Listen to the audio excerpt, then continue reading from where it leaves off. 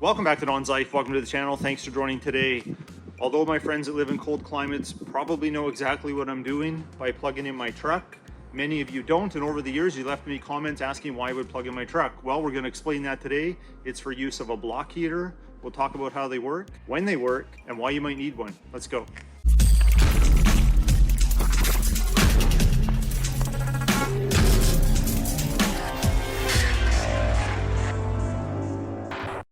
Did you know that freezing temperatures can drain your battery by 30 to 60%? That's because the chemical reaction in the battery has slowed down, making it less efficient. Now, if you're getting temperatures around 32 degrees Fahrenheit or just 0 degrees Celsius, you're still gonna have probably 80% charge or better, so that's okay. But we need to find a way to give the battery a helping hand because it's going to be less efficient in the frigid cold, which I live in, and that's where a block heater comes in.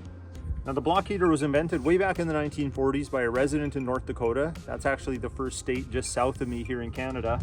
He invented it because he kept killing the battery in his Ford every time he tried to do a cold start in frigid temperatures.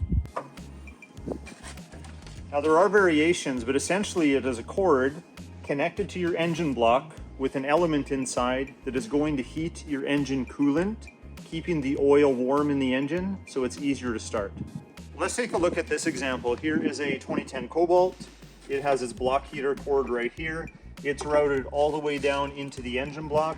Most modern vehicles will have that element already in place and you simply go buy the cord if it didn't come right from the factory. But you might not have one. This is where you might want to talk to a mechanic to figure out what kind will work best for you. Some may need to be attached through an expansion plug or your freeze plugs, the radiator hose, your oil dipstick, or even attached to your oil pan, whether it be magnetic or have to use some adhesive.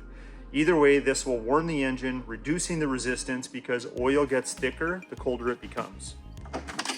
So all the moving parts in your engine need to move through that oil, so why not give it a helping hand and warm it up? Now, the oil that you use can also play an important role, so I use full synthetic in the winter, but even full synthetic in frigid cold has its limitations. We brought the vehicle inside so we can film indoors because it's just a little easier not dealing with that cold. So assuming you have a block heater, when do you use it? Now, because most block heaters have a control unit built in, the heating element is not even going to turn on until it's about minus 15, minus 18 degrees. That's around 5 degrees or 0 degrees Fahrenheit. So don't even worry about plugging in if your temperature is warmer than the amounts that I mentioned. You can keep it plugged in at the same time you remote start your vehicle to get it warmed up. It's an isolated system. They're not going to interfere with each other. But if you are familiar with block heaters, there's probably examples that you've seen where people are driving around with these cords dragging on the ground, maybe even missing the end because they forgot to unplug it when they drove away. So make sure that you remember to detach the cord before you take off for the day. I recommend putting some thought into the placement of your cords,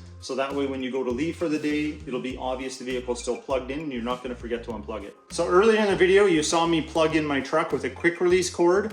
Not all vehicles have this. Most of them are like the other examples that I showed you, where the cord is just routed and ready to go with the male end sticking out of the vehicle.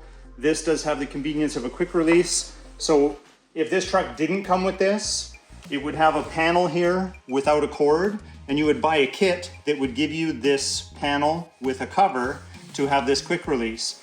So this just plugs in here, and then if I was to drive away, it would snap loose and it wouldn't cause any damage. But behind here, it's exactly the same as those other block heaters. The cable's coiled up behind this plate, and then it goes along the frame rail all the way near the engine block, and then comes over and plugs into the heater element in the engine block. So essentially it's the same thing, just with the convenience of a quick release. It's also safe to leave it plugged in for extended periods. Just know that somebody is paying for that electricity, and these things run at, well, this one here, 1,000 watts. If you are being electricity conscious, give yourself at least 3 hours of warming time before you're gonna start the vehicle. So you may wanna invest in a timer to put in line before your block heater is plugged in. Now, you may be surprised to know that many workplaces will install a set of outlets to plug your block heater into. It's a great strategy to get those employees to show up early to work so they can see who can be the first there to plug in and not have the headache later trying to start their vehicle.